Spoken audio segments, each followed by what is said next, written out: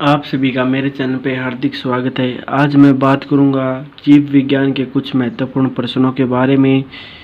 आप मेरे चैनल पर नए हो तो चैनल को सब्सक्राइब कीजिए और वीडियो को शेयर कीजिए ताकि आने वाला नोटिफिकेशन आपको सबसे पहले प्राप्त हो सके। जीव विज्ञान, हम कोई सा भी एग्जाम्स दे ले, कोई सा भी पेपर दे ले, जीव विज्ञान के प्रश्न हमेशा आते हैं। इनकी संख्या 10 भी हो सकती है, 15, 20, इतनी संख्या में ये आते हैं। और कुछ एडवांस लेवल पे भी आते हैं, कुछ कम लेवल पे भी आते हैं। तो आज हम सब ये प्रश्न इस वीडियो में डिस्कस करेंगे। तो शुरू करते हैं। हमारा टॉपिक है जीव विज्ञान। जीव विज्ञान के कुछ महत्वपूर्ण प्रश्न। तो शुरू करते हैं। सबसे पहले एनालिडा ग्रुप में मुख्यतः कौन कौन जंतु आते हैं। मतलब एनालिडा ग्रुप के अंदर कौन कौन से जंतु आते हैं। तो जोक और केचुए एनालिडा ग्रुप के अंदर आते हैं। दूसरा प्रश्न हमारा, आर्थ्रोपोडा ग्रुप में मुख्यतः कौन कौन से जंतु आते हैं। आर्थ्रोपोडा ग्रुप के अंदर कौन कौन से जंतु आते हैं। तिल, चट्टा, मच्छर, खटमल और मक्खी, ये सब आर्थ्रोपोडा के अंदर आते हैं। मोलस्का ग्रुप के अंतर्गत मुख्यतः कौन कौन से जंतु आते हैं या कीट आते हैं। तो कौन कौन से आते हैं। घिंगा और सिप्पी। घिंगा और सिप्पी ये दोनों मोलस्का ग्रुप के अंतर्गत आते हैं। तो आगे आ जाते हम।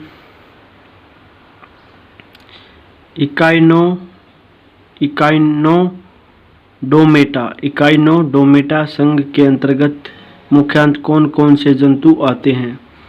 तो इसका आंसर है तारा मछली, ब्रिटल स्टार, ये दोनों ही इकाइनोडोमेटा संघ के अंतर्गत आते हैं। तो आगे आ जाते हैं। हमारा अगला प्रश्न है, मनुष्य का पाचन क्रिया का आरंभ कहाँ से होता है। मनुष्य जब कोई भी खाना खाता है तो कहाँ से शुरू करते हैं हम। हमारे मुंह से आरंभ होता है पाचन क्रिया की आरंभ, और ये जाके पेट तक जाता है। तो आरंभ पाचन क्रिया कहाँ से आरंभ होती है। हमारे मुंह से आरंभ होती है। आगे हमारा अगला प्रश्न, सोडियम का कार्य क्या है। सोडियम का कार्य क्या है। तो ये देखिए, यह रक्त का दबाव नियंत्रण करने में सहायक होता है तथा तन का संतुलन बनाए रखता है। ये सब कार्य मतलब सोडियम के, यहाँ तक रक्त का दबाव नियंत्रण करता है और तन का संतुलन बनाए रखता है। ये काम कौन करता है। सोडियम के ये कार्य है। आगे हमारा आता है पोटासियम। पोटासियम का क्या कार्य होता है। पोटासियम का कार्य देखिए, यह हृदय की धड़कन व नाड़ी संस्था के कार्यों को संचालित करता है। पोटासियम का क्या कार्य होता है। एक तो हृदय की धड़कन को संतुलित बनाए रखता है और नाड़ियों का, जितनी भी नाड़ियाँ हैं उनका कार्यों में हेल्प करता है, चलाता है उनको। जितने भी नाड़ियाँ हमारी खून उनमें से चलता है, ब्लड चलता है, कुछ भी मिनरल होते हैं तो वे पोटासियम की हेल्प से संचालित होते हैं। तो आगे अगला प्रश्न आ जाता है हमारा। ये देखिए अगला प्रश्न क्या है।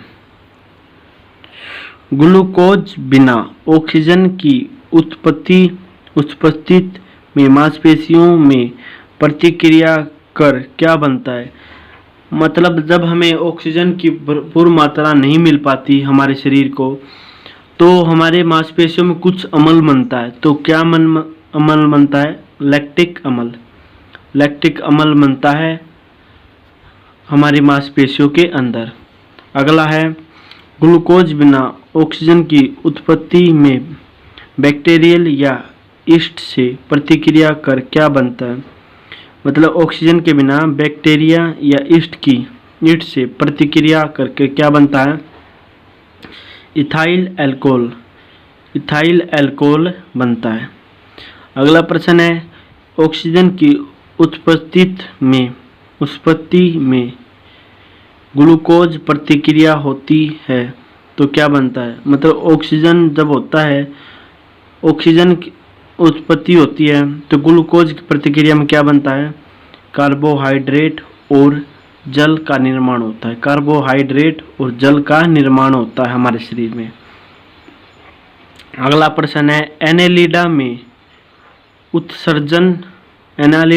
उत्सर्जन उसके किस उत्सर्जी अंग द्वारा होता है? मतलब एनेलिडा में उत्सर्जन किसके द्वारा होता है?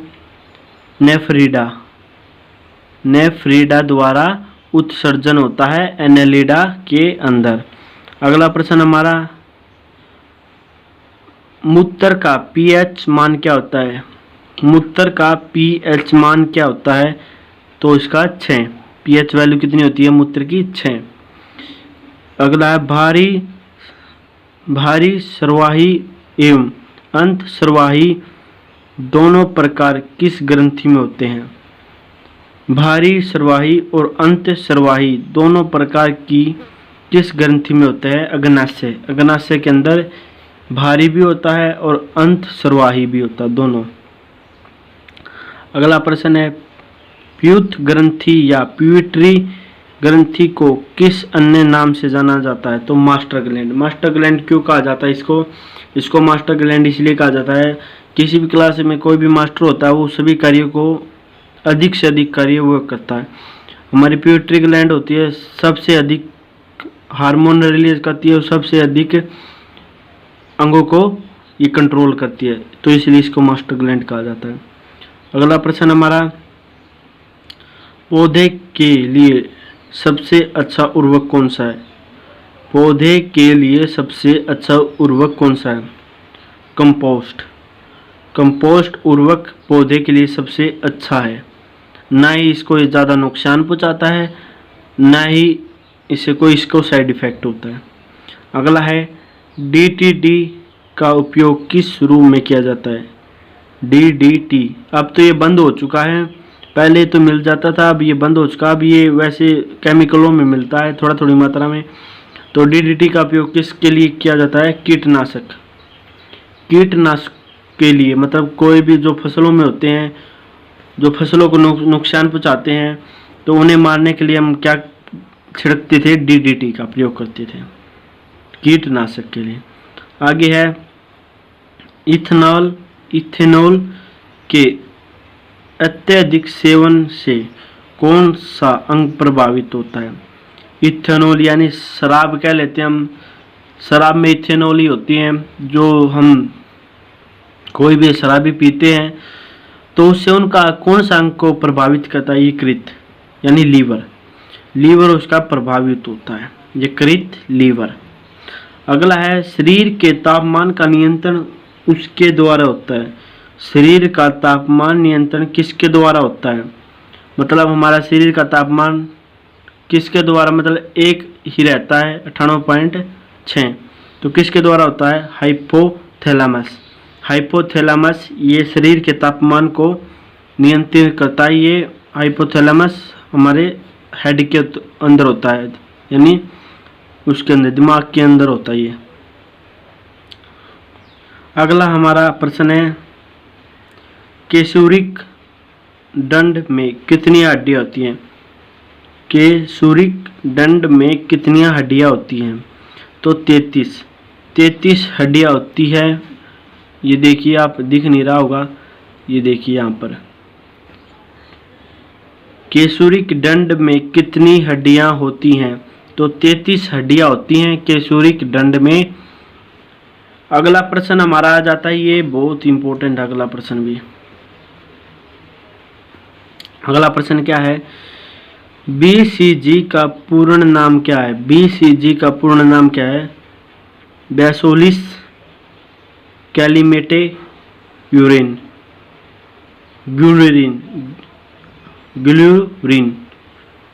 बैसिलस कैलामिटे ग्लूरिन, इसका पूरा नाम ये है बीसीजी का। अगला है, दमा या अस्थमा क्या देते हैं? दमा रोग किससे होता है? अस्थमा के रोगी होता है, जिस सांस लेने पर प्रॉब्लम होती है, दमा के देते हैं। नामक रोग किससे होता है? तो कवक द्वारा। कवक द्वारा ये रोग होता है जो सांस लेने में कठिनाई होती है। अगला प्रश्न है, फाइलेरिया नामक रोग किसके कारण होता है? फाइलेरिया नामक रोग किसके कारण होता है? श्रम वोरम, जो उसके ये उसमें होते हैं, कपास के अंदर होते हैं वोरम, ये उसके द्वारा उससे होता है। क्रीम, हिंदी में नाम इसका क्रीम है, इंग्लिश में वोरम। अगला है गुणसूत्री गुण कणिकाएं ना सूत्र कणिकाएं को अन्य नाम से भी जाना जाता है। सूत्र कणिकाओं को अन्य नाम से क्या जाना जाता है? माइक्रोकोंडिया। माइक्रोकोंडिया को हम पावर हाउस भी कह देते हैं सेल का, तो माइक्रोकोंडिया को सूत्र कणिकाओं भी कह देते हैं, अन्य नाम इसका माइक्रोकोंडिया है। तो आगे आ जाते हैं हमारा अगला प्रश्न है। अगला प्रश्न क्या हमारा? वट वृक्ष पादपों के किस वर्ग में आता है? वट वृक्ष किस वर्ग में आता है? तो ये पूछा गया है बीजों द्वारा, मतलब उसका वट वृक्ष का बीज कैसा है? तो आवर्ती बीज, एंजियोस्पर्म। एंजियोस्पर्म उसका बीज है। वट वृक्ष एंजियोस्पर्म के अंदर आता है। अगला है flame of the fast. Flame of the fastest, one की ज्वाला का क्या अर्थ है? तो इसका अर्थ है ऐसे पेड़ों से भरा वन जो पतझड़ में फूलते हैं और लाल फूल बिखेरते हैं। मतलब जो भी पेड़ होते हैं पतझड़ में फूल आते हैं और ये अपने लाल फूलों से वो पूरा वन लाल कर देते हैं। तो इसको क्या कहा गया है? Flame of the fastest, one की ज्वाला। अगला प्रश्न है, पेनिसिलिन किस से बनाया जाता है? पेनिसिलिन किस से बनाया जाता है? तो ये बनाया जाता है कवक से पेनिसिलिन बनाया जाता है। अगला प्रश्न, लाइकेन को दो जीवधारियों का सजीवी साहचर्य समझा जाता है। वो दो जीव कौन कौन से हैं? साहीवाल व कवक। साहीवाल व कवक ये दोनों ही जो लाइकेन के दो जीवधारियों को का सजीवी साहचर्य समझा जाता है। अगला प्रश्न है, आमतौर पर श्लेषित वृद्धि माध्यम और बेकरी में काम में लाए जाने वाले एगार किस से प्राप्त होता है? तो ये होता है साहीवाल। साहीवाल के द्वारा जो बेकरी में काम आते हैं संश्लेषित वृद्धि के माध्यम से, और बेकरी में काम आए जाने वाला कौन सा? वो है साहीवाल। अगला है, लौंग किस से प्राप्त होती है? लौंग किस से प्राप्त होती है? पुप्स, कहाँ गए? पुप्स कली, पुप्स की कलियों के से प्राप्त होती है लौंग। अगला प्रश्न है, सभी जीवधारियों में पाया जाने वाला कौन सा यौगिक है जिसमें भरपूर मात्रा में फास्फोरस पाया जाता है? फास्फोरस में ज़्यादा किस में पाया जाता है? तो ये पाया जाता है न्यूक्लिक अम्ल। न्यूक्लिक अम्ल में सबसे ज़्यादा फास्फोरस पाया जाता है जो सभी जीवधारियों में यौगिक होता है। अगला प्रश्न हमारा आ जाता है, ये क्या है? ये रहा। अगला प्रश्न है, भारत में केंद्रीय धान अनुसंधान केंद्र कहाँ है? धान अनुसंधान केंद्र कहाँ है? तो कटक के अंदर है, ये उड़ीसा में, कटक उड़ीसा।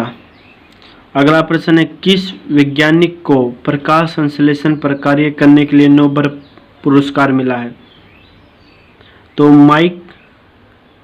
माइकलविन कैल्विन, ये साइंटिस्ट का नाम है जिसे प्रकाश पर संश्लेषण पर कार्य करने पर नोबेल पुरस्कार मिला है।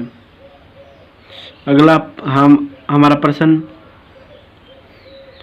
शिरा रक्त को ऑक्सीजन के लिए फेफड़ों तक किसके द्वारा पहुंचाया जाता है? शिरा रक्त को ऑक्सीजन के लिए फेफड़ों तक पहुंचाने का कार्य किसका होता है? फुफ्फुस धमनी। फुफ्फुस धमनी शिरा रक्त को ऑक्सीजन के लिए फेफड़ों तक पहुंचाने का कार्य करती है। अगला प्रश्न हमारा, एक व्यक्ति की आंखों का रंग लाल, नीला या भूरा एस वर्ण पिगमेंट का आश्रय है, इसमें पाया जाता है। तो हमें ये कैसे पता चलेगा इसका रंग लाल, नीला, हरा, जो भी आंखों का रंग होता है वो किसके द्वारा होता है? पारितारिक या आइरिस? पारितारिक या आइरिस होता है हमारी आंखों के अंदर, वो हमारी आंखों को रंग प्रदान करता है, लाल, नीला या भूरा। अगला है, बच्चों के दूध पीते समय स्तनों में दूध का निकासन किसकी मदद से होता है? जो भी ये दूध निकलता है, जब माँ अपने बच्चों को दूध पिलाती है तो दूध किस हार्मोन की वजह से निकलता है? ये तो ऑक्सिटोसिन हार्मोन है, जो प्रेगनेंसी के बाद दूध को स्तनों के द्वारा रिलीज करती है, जिसे बच्चा पीता है और वृद्धि करता है। अगला प्रश्न हमारा, किस पादप का पुष्प सबसे बड़ा होता है? किस पादप का फूल सबसे बड़ा होता है? तो फूल के बारे में पूछा गया, सबसे बड़ा फूल किसका होता है?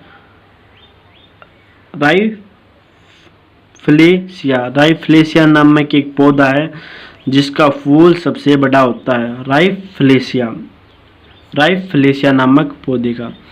आगे आ जाते हैं हम, जल संवर्धन हाइड्रोफोनिक्स क्या है? जलवर्धन या हाइड्रोफोनिक्स क्या है? बिना मिट्टी के पादप उगाना, यानी बिना मिट्टी के किसी भी पौधे या फल को या किसी भी चीज को उगाना जो बिना मिट्टी के उगे, तो हाइड्रोफोनिक्स होता है।